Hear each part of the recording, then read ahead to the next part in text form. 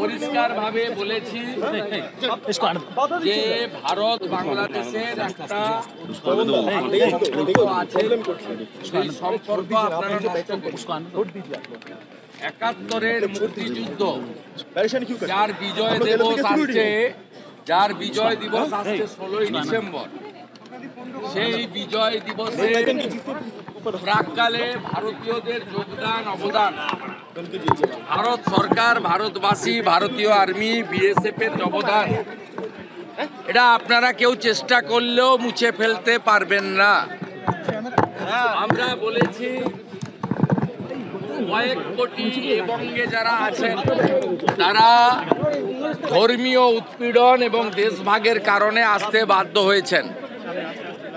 আমাদের সঙ্গে মতুয়া মহাসংঘের সংঘাতিপতি সুব্রত ঠাকুরও ছিলেন।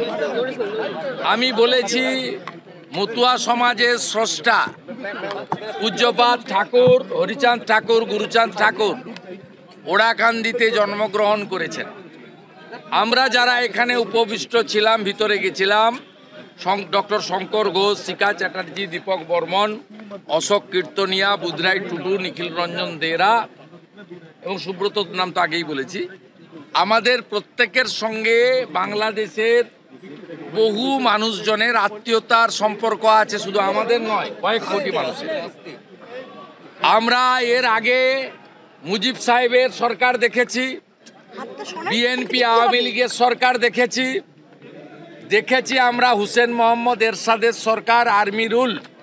কিন্তু এই ধরনের ভারত বিদ্বেষী কথাবার্তা, ভারত বিদ্বেষী আচরণ, এই রকমের হিন্দু নিধন, হিন্দুদের আস্থার জায়গা মন্দিরকে টার্গেট করা, এইভাবে হিন্দু সনাতনী প্রচারক প্রভুদেরকে মিথ্যা মামলায় জেলে পোরা, এ জিনিস আমরা বিগত দিনে দেখিনি। আমরা পরিষ্কারভাবে বলেছি এনাপি জানাপ বন্ধ করুন এই নিধন, এবং আমরা বলেছি যদি না করেন এবং চিন্ময় কৃষ্ণ প্রভুকে মুক্তি না দেন, তার বিরুদ্ধে কোনো অভিযোগ নেই, অভিযোগ প্রমাণিত হয়নি, তিনি একজন বাংলাদেশের রাষ্ট্রবাদী বৈষ্ণব ভাগবত প্রচারক।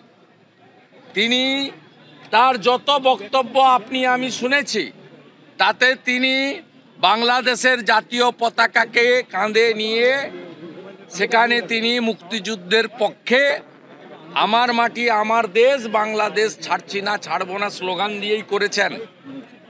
তাই তাকে যে অপবাদে করা হয়েছে, এটা সম্পূর্ণভাবে তালিবান, আইএস এবং মৌলবাদী শক্তির পদধ্বনি শোনা যাচ্ছে।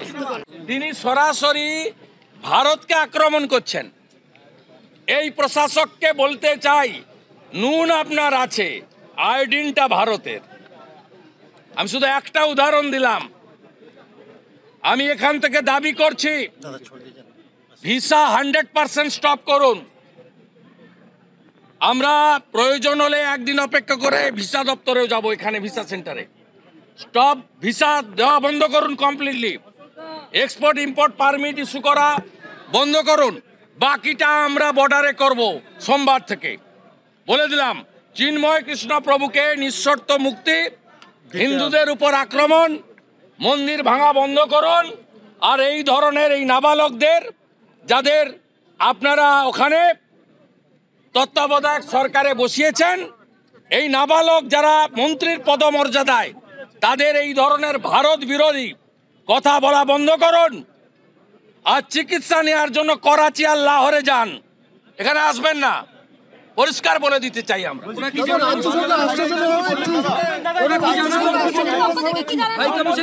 উনি উনাদের দিল্লির দূতাবাসে রাষ্ট্রদূতকে জানাবেন প্রোটোকল মেনে।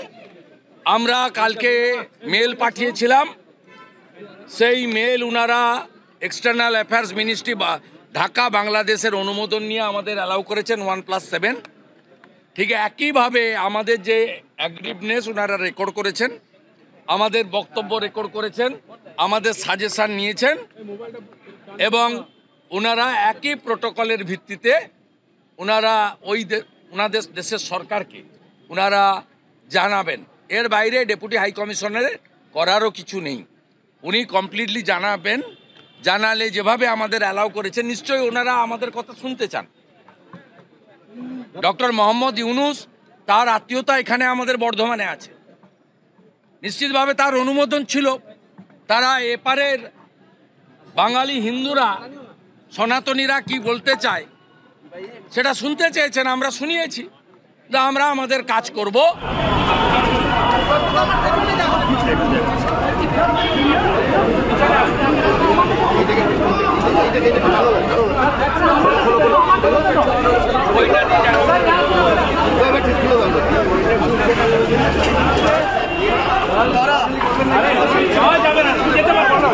আরে আপনারা পার হয়ে আসুন না।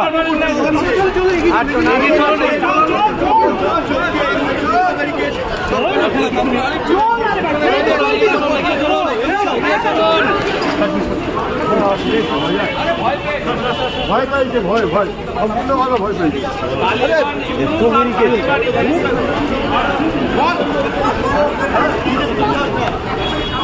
বিভিন্ন জায়গায় এইভাবে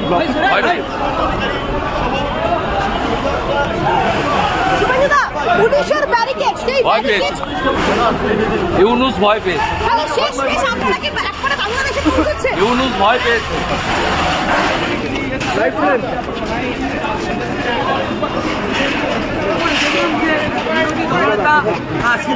আমাদের ভিডিও ভালো লাগলে লাইক এবং শেয়ার করুন।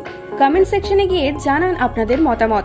আরও ভিডিও পেতে আমাদের চ্যানেল সাবস্ক্রাইব করুন এবং প্রতি মুহূর্তে খবরের আপডেট পেতে প্রেস করুন বেল আইকন।